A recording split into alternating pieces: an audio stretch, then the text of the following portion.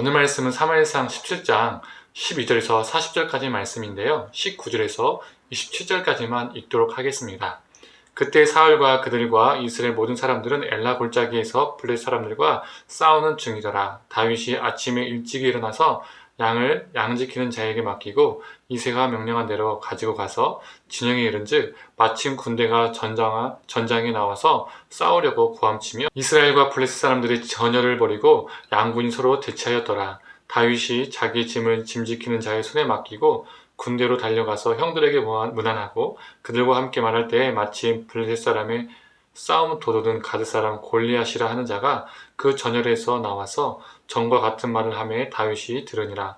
이스라엘 모든 사람이 그 사람을 보고 심히 두려워하여 그 앞에서 도망하며 이스라엘 사람들이 이르되 너희가 이 올라온 사람을 보았느냐? 참으로 이스라엘을 모욕하러 왔도다. 그를 죽이는 사람은 왕이 많은 재물로 부하게 하고 그의 딸을 그에게 주고 그 아버지의 집을 이스라엘 중에서 세금을 면제하게 하시리라. 다윗이 곁에 서 있는 사람들에게 말하여 이르되 이 블레셋 사람을 죽여 이스라엘의 치욕을 제거하는 사람에게는 어떤 대우를 하겠느냐?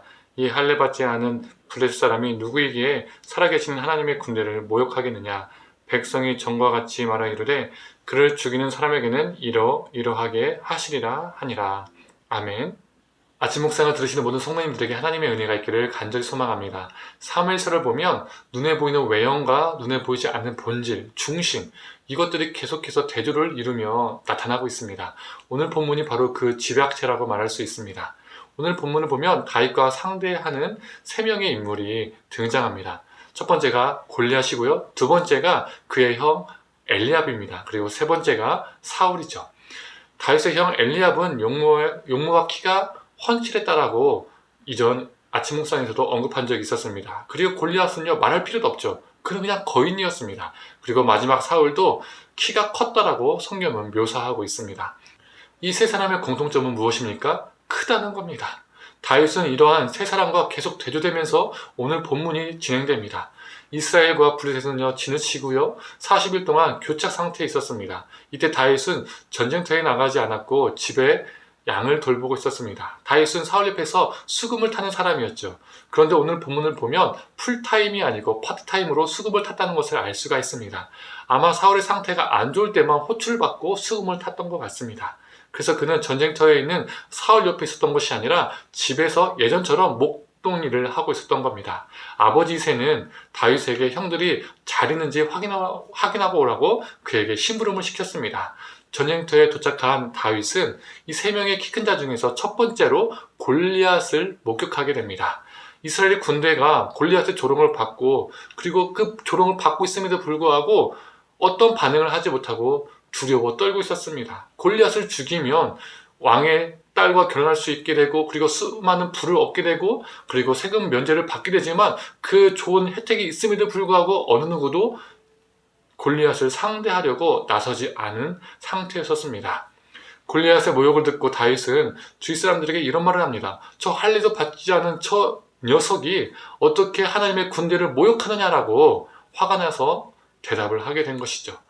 여기에서 두 번째로 키 큰 자가 등장하죠. 바로 그의 형, 다윗의 형 엘리압입니다. 엘리압은 다윗의 말을 듣고 다윗을 꾸짖습니다. 아마도 엘리압은 다윗이 전쟁에 구경하러 나와서 허풍을 떠는 것이라고 보았던 것 같습니다. 조그만 게 그냥 집이나 있지 왜 밖에 나와서 와서 전쟁터에 나와서 이 말 같지도 않은 말을 왜 하는 거야? 라고 생각했던 것 같습니다. 그러나 다윗은 장난삼아 했던 말이 아니었던 것이죠. 그리고 그의 말이 어떻게 됩니까?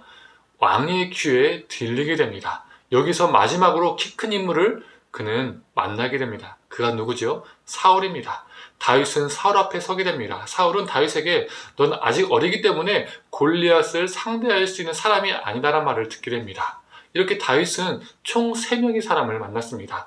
하나님의 군대를 모욕하는 키 큰 자 다윗, 두 번째, 다윗의 거룩한 분노를 허풍으로 여기며 꾸짖는 형, 키 큰 자 엘리압, 그리고 세 번째로 넌 상대가 안 된다며 다윗을 저평가하는 사울, 이 3명의 사람을 다윗은 만나게 되는 것이죠. 이렇게 다윗은 키 큰 사람을 연달아서 3명을 만나게 됩니다. 그러나 하나님은 외형을 보지 않습니다. 하나님은 그 사람의 중심, 본질을 보십니다. 다윗은 사울의 말에 이렇게 대답을 합니다. 자신이 양을 치면서 곰과 사자 같은 맹수들을 싸워서 그 짐승들을 쳐 죽였다라고 말을 하죠. 골리앗도 자신이 쳐 죽인 짐승과 같이 될 것이라고 장담을 합니다. 그런데 그가 강조한 것은 자신이 맹수를 쳐 죽인 그것이 아니었습니다. 그 사건 자체가 아니었습니다. 자신의 영웅담이 아니었습니다. 37절 전반부의 말씀입니다. 또 다윗이 이르되 여호와께서 나를 사자의 발톱과 곰의 발톱에서 건져내셨은즉 나를 이 블레셋 사람의 손에서도 건져내시리이다. 그가 강조하는 것은요, 자신이 맹수를 쳐 죽인 것, 그 영웅담이 아니라 하나님이 자신과 함께 주셨기 때문에, 하나님이 자신을 지켜주셨기 때문에 내가 그 짐승들을 쳐 죽일 수 있었다라는 것이죠. 이게 바로 본질입니다. 이게 우리가 가져야 할 중심입니다. 사울은 골리앗과 싸우도록 다윗에게 자신의 갑옷을 줍니다. 왕의 갑옷이죠. 일반 군인들의 갑옷보다 더 값지고 더 멋있고 화려했을 겁니다.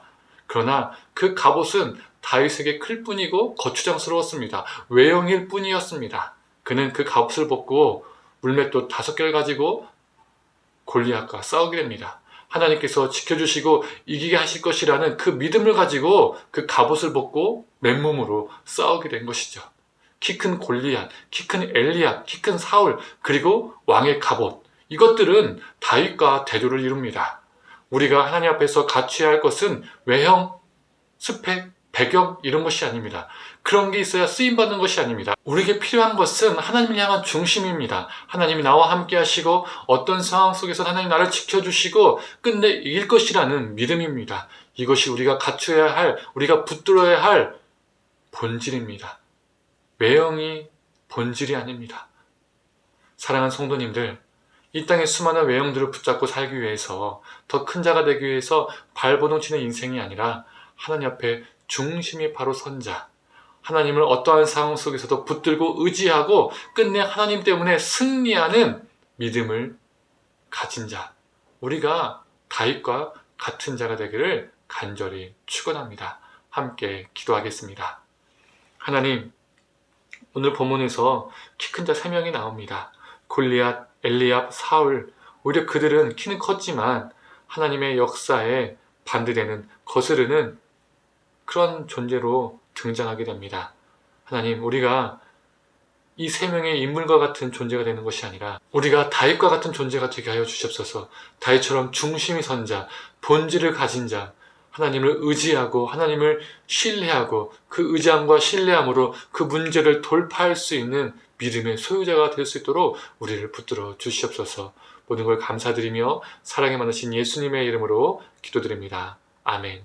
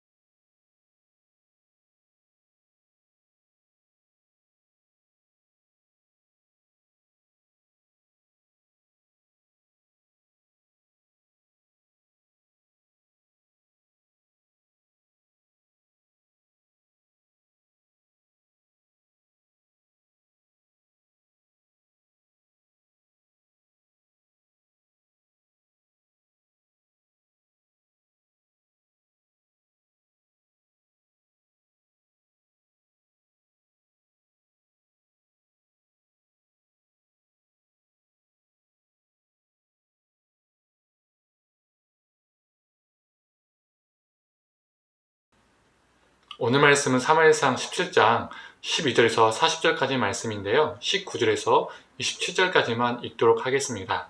그때 사울과 그들과 이스라엘 모든 사람들은 엘라 골짜기에서 블레셋 사람들과 싸우는 중이더라. 다윗이 아침에 일찍 일어나서 양을 양지키는 자에게 맡기고 이새가 명령한 대로 가지고 가서 진영에 이른즉 마침 군대가 전장에 나와서 싸우려고 고함치며 이스라엘과 블레셋 사람들이 전열을 벌이고 양군이 서로 대치하였더라. 다윗이 자기 짐을 짐지키는 자의 손에 맡기고 군대로 달려가서 형들에게 문안하고 그들과 함께 말할 때에 마침 블레셋 사람의 싸움 도둑은 가드 사람 골리앗이라 하는 자가 그 전열에서 나와서 전과 같은 말을 하매 다윗이 들으니라.